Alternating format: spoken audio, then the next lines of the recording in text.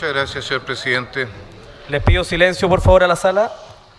Muchas gracias, señor presidente. Esta indicación fue presentada por la misma razón por la cual se presentó en algún momento una indicación similar en la ley Naim Retamal. Para que no sea el acusado quien tenga que probar que se encontraba en una situación de necesidad para hacer uso de la fuerza, sino que sea el fiscal el que tenga que probar que no se encontraba en esa situación de necesidad. Puesto que tenemos todavía el principio de presunción de inocencia, lamentablemente ese principio no ha sido respetado en muchas ocasiones. Creo que complementa la norma, no creo que sea inadmisible, puesto que va de la mano de la misma idea de la norma de necesidad, señor presidente. Lo único que establece es un criterio para el Tribunal de Procedimiento. Muchísimas gracias, señor presidente. El tipo de redacción a la que se llega recoge lo que fue el debate en esta comisión en términos de explicar en términos muy claros en qué consiste el concepto de proporcionalidad. El concepto de proporcionalidad no tiene nada que ver con igualdad de medios. Se refiere a que haya una relación entre el nivel de agresión y el nivel de respuesta. Se deja claro en esta redacción que esa relación debe asegurar siempre la superioridad de las fuerzas y también la protección de terceros. Y se busca establecer también que en esta relación, digamos, en esta proporcionalidad, lo que se busca es evitar respuestas excesivas. O sea, puede haber una acción, digamos, de resistencia, por ejemplo, y la respuesta a eso es que hay legitimidad para el uso de la fuerza. ¿Qué fuerza? Bueno, alguna que sea razonable desde el punto de vista de la proporcionalidad. Por eso juegan estos dos principios de la razonabilidad y de la proporcionalidad. No excesiva, pero asegurar la superioridad de la fuerza. Ese es el objetivo que tiene esta redacción y después de muchas idas y vueltas que hemos tenido en la comisión, quedó una redacción bastante clara y llana, digamos, no se presta como a dobles interpretaciones, entiendo yo al menos de la lectura, a qué apunta este principio. Por favor. Gracias, señor presidente. La razón por la cual presentamos esta indicación es porque el texto original presentado por el Ejecutivo nos parecía insuficiente al acotar el principio de responsabilidad a los mandos. Sé que existe una indicación también del Ejecutivo que amplía ese marco. Pero la indicación que nosotros planteamos dice así: responsabilidad del uso de la fuerza fuera de los parámetros permitidos por la ley o en las reglas de uso de la fuerza. Ojo, porque tienen que ser ambos, los dos, ¿ya? En la ley o en las reglas de uso de la fuerza, conlleva las responsabilidades de la autoridad civil y militar. ¿Por qué? Porque son las autoridades civiles las que van en algún momento a determinar qué reglas de uso de la fuerza se liberan para qué operación, así como las demás establecidas en el ordenamiento jurídico. ¿Por qué es entonces relevante la indicación que hemos presentado nosotros? Uno, porque incluye las reglas de uso de la fuerza, el incumplimiento de las reglas de uso de la fuerza dentro de lo que es el principio de responsabilidad. Dos, porque incluye también a los otros entes u otras personas que toman decisiones respecto de las reglas de uso de la fuerza y que no son necesariamente uniformados, pero que igualmente tienen que asumir una responsabilidad en caso de violar la ley. Creemos que nuestra indicación es más completa y permite entonces una mayor seguridad jurídica para todas las partes interesadas. Muchísimas gracias, señor presidente. La ministra del Interior. Muchas gracias. Ahí sí. A ver, esta indicación es prácticamente idéntica a la del Ejecutivo. Tiene una sola diferencia, que omite los conceptos por acción u omisión. Aparentemente el objetivo es que no haya o no esté explicitado que hay responsabilidad por omisión. Bueno, el mando tiene siempre responsabilidad por omisión. Si está quedando una masacre y el mando no hace nada, es responsable de esa masacre.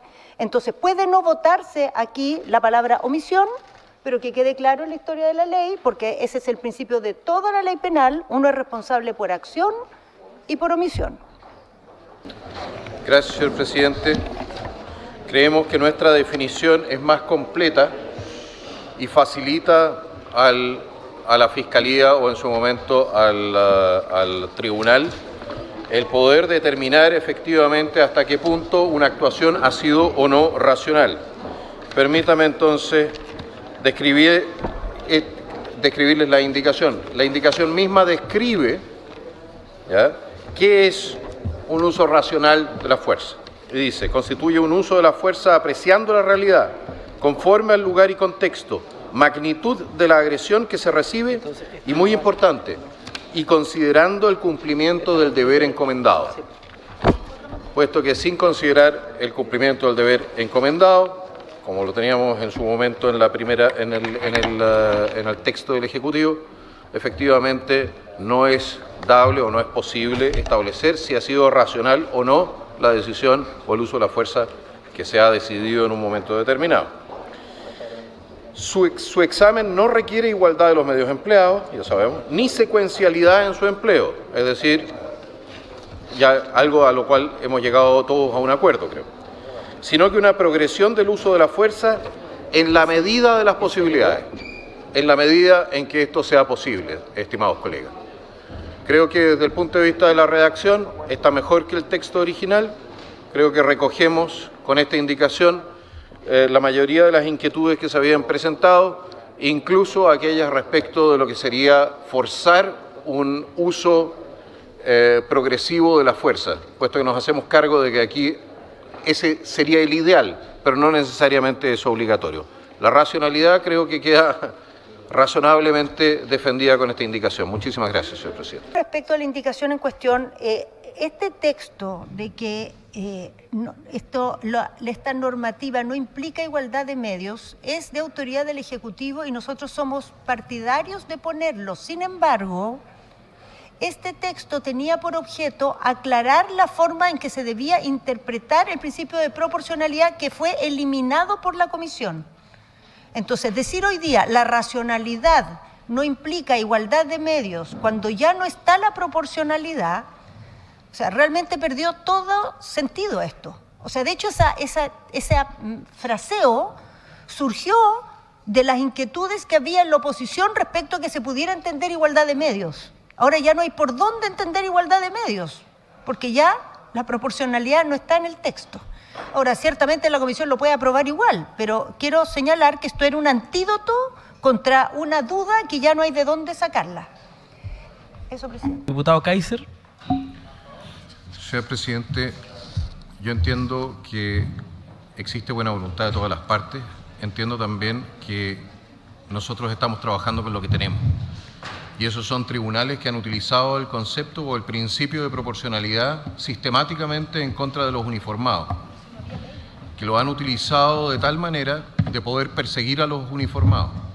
Fiscales que han utilizado este concepto para hacerle la vida imposible a cientos de uniformados. Estamos trabajando con lo que tenemos y, señor presidente, nos hacemos cargo de lo que tenemos. La razón por la cual se está tramitando este proyecto de ley no es porque no tengamos normas, es porque los jueces y fiscales no se hacen cargo de las normas que ya están vigentes. Entonces, lo que se identifica se está borrando y estamos tratando de corregir ahí donde creemos que podemos mejorar la situación. Ahora sí, también le planteo lo siguiente, señora ministra, por su intermedio, señor presidente, que evidentemente no importa el texto que nosotros saquemos de aquí, en la medida en que haya fiscales y jueces que estén buscándole la vuelta a la ley para poder perseguir a uniformados, no van a tener ellos el respaldo que requieren para hacer la pega como corresponde. Sería todo. Muchas gracias, señor presidente. Gracias.